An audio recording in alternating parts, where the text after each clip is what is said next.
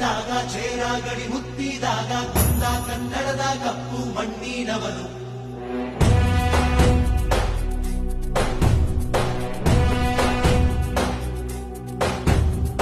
ವಜ್ರ ಬಲ್ಲಾಳರಾಯ ಸೋಗೆ ಬಲ್ಲಾಳರಾಯ ಗದ್ದಿಗಲೆ ಬಿತ್ತಿ ಹೋದ ವಂಶಾದವನು. ಈ ಸೀಮೆಗೆ